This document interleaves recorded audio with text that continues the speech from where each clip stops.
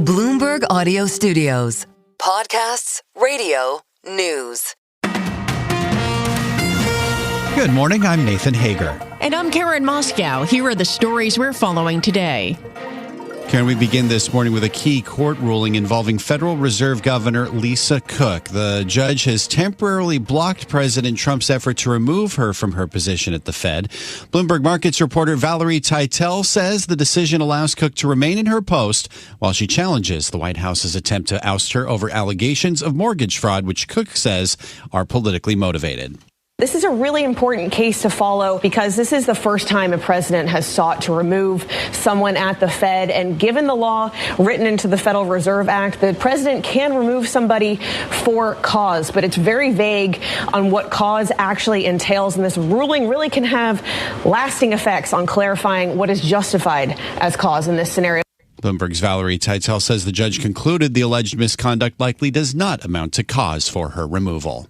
Let's turn to the Middle East now. Nathan, Israel conducted an unprecedented strike against senior Hamas leaders in the Qatari capital of Doha, escalating an already tense standoff between the country and Arab nations over the war in Gaza. The move drew criticism from the Trump administration, saying the bombing did not advance Israeli or American goals in trying to bring an end to the Middle East conflict. And the president says he was not given advance notice of the attack. I was very unhappy about it. Very unhappy about every aspect, and we got to get the hostages back. But I was very unhappy about the way that went down.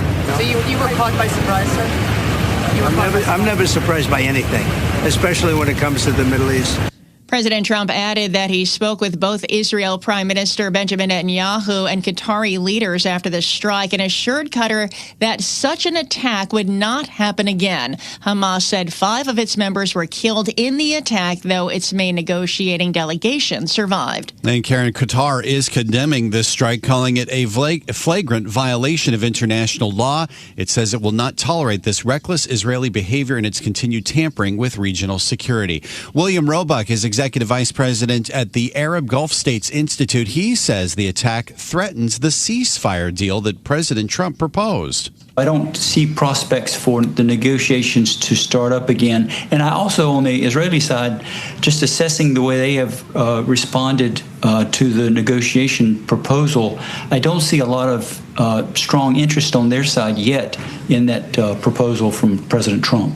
William Roebuck of the Arab Gulf States Institute. Bloomberg Economics says while crude oil futures jumped after the attack, oil prices are unlikely to move persistently. Checking oil prices now, they are moving higher. West Texas Intermediate's up 1%, trading at $63.28 per barrel. Brent is up 0.9% at $67.02. And Nathan, we have more geopolitical news this morning related to the war in Ukraine. Poland has shot down drones that crossed into its territory during a Russian airstrike on Ukraine. The Polish military calling it an act of aggression, and the country's premier is asking NATO allies for support. Bloomberg Daybreak Europe anchor Stephen Carroll is in Brussels and joins us live with the details. Good morning, Stephen. Good morning, Karen and Nathan. Poland's Prime Minister Donald Tusk says his country's airspace was violated by a huge number of Russian drones in the early hours of this morning.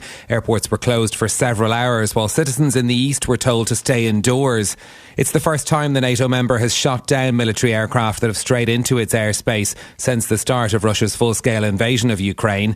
The EU's Foreign Affairs Chief Kaja Kallas says the incursion appears to be intentional. The Polish Prime Minister has asked NATO to invoke Article 4 of its treaty, which triggers consultations on a military response. In Brussels, Stephen Carroll, Bloomberg Radio. Okay, Stephen, thank you. This news from Poland comes as President Trump has told European officials he's willing to impose new tariffs on India and China to pressure Russian President Vladimir Putin to negotiate with Ukraine, but only if EU nations do so as well.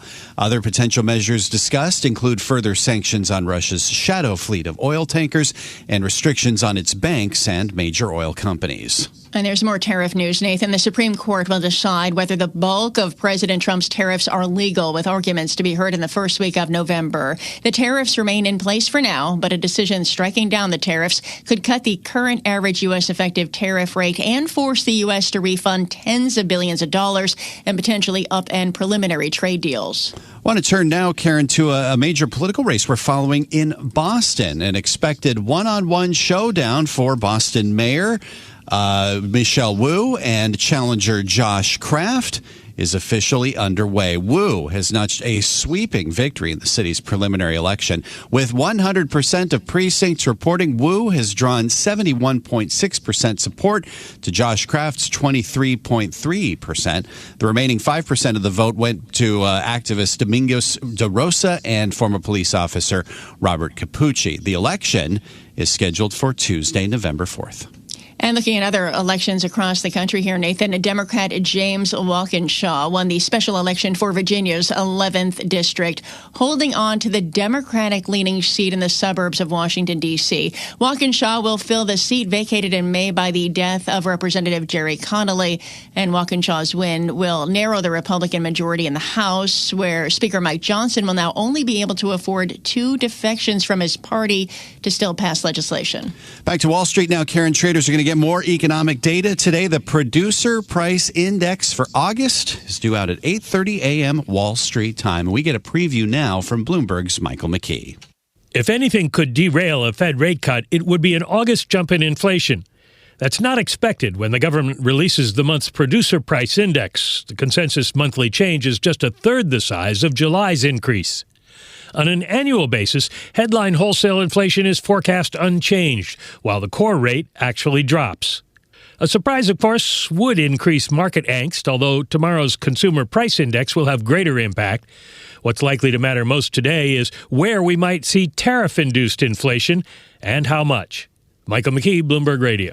All right, Michael, thank you. We turn to big tech now and a look at Oracle, which is surging this morning with shares jumping to a record after the company gave an aggressive outlook for its cloud business, stunning Wall Street and galvanizing hopes that the post-Chat GPT global AI infrastructure build-out is accelerating. Oracle's cloud infrastructure revenue increased 55% to $3.3 billion, with the company signing 4 multi-billion-dollar contracts with 3 different customers in the quarter, and it's expecting to sign up several additional customers in the coming months. And looking at Oracle shares this morning, up almost 29%. Yeah, Karen, we're also keeping an eye on Apple shares this morning. They're down 0.5% in the pre-market after that tech giant introduced a fresh range of products, including enhanced AirPods, watches, and the thinnest ever iPhone, along with new Pro versions of the smart device. Dan Ives, global head of tech research at Wedbush Securities, says the updates should move the needle for Apple. There's nothing here that makes you think that this is going to be the game changer that everyone's been waiting for. But I do believe, given the install base, given some of the tweaks here, and ultimately on sort of the second half of this upgrade cycle, you will have an AI-driven ecosystem. I believe it will be Google Gemini. This could be a sneaky upgrade cycle that I think surprises investors on the upside. And Wedbush's Dan Ives adds the iPhone 17 Air drew the loudest cheers at the product launch in Cupertino. Time now for a look at some of the other stories making news in New York and around the world. And for that, we're joined by Bloomberg's Michael Barr. Michael, good morning. Good morning, Karen. That's not my signature. That denial from President Trump Tuesday when he was asked about a letter he allegedly signed for Jeffrey Epstein's 50th birthday book in 2003. Democrats on the House Oversight Committee released an image of the message Monday. It includes a message, a signature at the bottom that looks like the president's and an outline of a woman's figure. President Trump spoke to the media before dinner in Washington. It's nonsense. And frankly, you're wasting your time. All you do is trying to get off the great success of D.C. and about 200 other things we've done that are so successful. Meanwhile, President Trump also touted sending federal agents to another city. The National Guard and immigration authorities have started operations in Chicago. The Justice Department has charged a man with the fatal stabbing of a 23-year-old Ukrainian refugee on a North Carolina commuter train. The charge means DeCarlos Brown Jr. could face the death penalty if convicted of first-degree murder. Brown Jr. has a lengthy arrest record with 14 prior criminal cases. An urgent manhunt in New York City today following a horrific fire and double homicide. Police say an elderly couple was set on fire in their Queens home Monday. Frank and Maureen Olton, both in their 70s, have been identified as the 2 victims. Commissioner Jessica Tisch says the victims' neighbors reported an unknown man knocking on doors. The suspect's MO is to go door to door, asking for some kind of assistance until he can gain entry. So do not allow anyone you don't know or who you are not expecting into your home. NYPD Commissioner Tisch says the suspect is 42-year-old Jamil McGriff, an armed and dangerous career criminal out on parole for robbery. It is arraignment day for New Orleans Mayor LaToya Cantrell in federal court on felony charges that include alleged wire fraud, obstruction of justice, and lying to the FBI. Cantrell is still the city's mayor and is not running for re-election. Global news 24 hours a day and whenever you want it with Bloomberg News Now. I'm Michael Barr, and this is Bloomberg. Karen. Thanks, Michael. Time now for our Bloomberg Sports Update, and for that, we bring in John Stashower. Thanks, Karen. Kyle Schwarber hadn't homered since his 4-home-run game almost 2 weeks ago. A 3-run shot to help the Phillies beat the Mets 9-3, the 50th home run of the season for Schwarber. Aaron Judge hit his 44th, moved past Yogi Berra to 5th on the all-time Yankee list, but Detroit scored 9 runs in the 7th inning and beat the Yankees 12-2. The Red Sox shut out the A's 6-0, quite a major league debut for Connolly early, went 5 innings, allowed no runs, struck out 11. That's your Bloomberg Sports Update. Stay with us. More from Bloomberg Daybreak coming up after this. Coast to coast on Bloomberg Radio, nationwide on Sirius XM, and around the world on Bloomberg.com and the Bloomberg Business app. This is Bloomberg Daybreak. Good morning. I'm Nathan Hager. The legal fight between President Donald Trump and Federal Reserve Governor Lisa Cook has taken a key turn ahead of the Fed's next rate decision 1 week from today. A federal judge is allowing Cook to stay in her job while she continues to challenge the president's effort to oust her for alleged mortgage fraud. Joining us for the latest is Bloomberg Markets reporter Valerie Teitel. So, Val, this case clearly isn't over, but I guess this is a bit of a reprieve for Governor Cook. Good morning. Good morning, Nathan. Well, I thought it was really interesting to look at why the judge decided to take this action, decided to let Cook remain in the seat while the court considers the case. And to her opinion on the case, she says that only Cook's conduct on the job could be grounds for removal. And given that this alleged mortgage fraud actually happened a few months up to a year before she became a sitting governor, the judge is essentially saying that it's unlikely that Trump has cause to dismiss her. Now, remember, Nathan, this is the first time that a sitting U.S. president has tried to remove a Federal Reserve Board governor.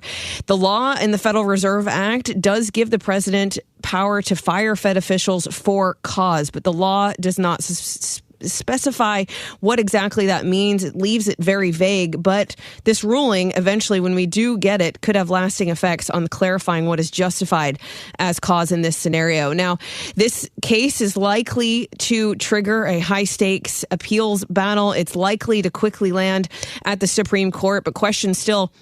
You can essentially debate both sides on how the Supreme Court will handle this. On one side, they have upheld some of Trump's decisions to dismiss other agency heads, but the Supreme Court has had some precedents in the past where it has called the Fed a unique institution that has a special arrangement sanctioned by history. So it kind of is giving us early hints that they might treat the Fed differently from other independent agencies. So as this case goes forward then, Valerie, is there a risk that Governor Cook could still be removed from her post before the next decision next week, since this is ostensibly going to appeal? We have about a minute left. Well, look, it's going to appeal. I mean, it's likely that she will be a voter next week. We never know how quickly these cases can be dealt with the courts, but she is likely to be a voter come next week's decision. The case, it just will probably make its way up to the Supreme Court's lap, but the Supreme Court has already fast-tracked the Trump's case against his tariff, so it's likely they might do the same with this case, given that they want to weigh the merits of these two cases that are highly, highly political and have a huge effect on the market. This is Bloomberg Daybreak, your morning podcast on the stories making news from Wall Street to Washington and beyond. Look for us on your podcast feed by 6 a.m. Eastern each morning on Apple, Spotify, or anywhere else you listen. You can also listen live each morning starting at 5 a.m. Wall Street time on Bloomberg 1130 in New York, Bloomberg 99.1 in Washington, Bloomberg 92.9 in Boston, and nationwide on Sirius XM Channel 121. Plus, listen coast to coast on the Bloomberg Business Business app, now with Apple CarPlay and Android Auto interfaces. And don't forget to subscribe to Bloomberg News Now. It's the latest news whenever you want it, in 5 minutes or less. Search Bloomberg News Now on your favorite podcast platform to stay informed all day long. I'm Karen Moscow. And I'm Nathan Hager. Join us again tomorrow morning for all the news you need to start your day right here on Bloomberg Daybreak.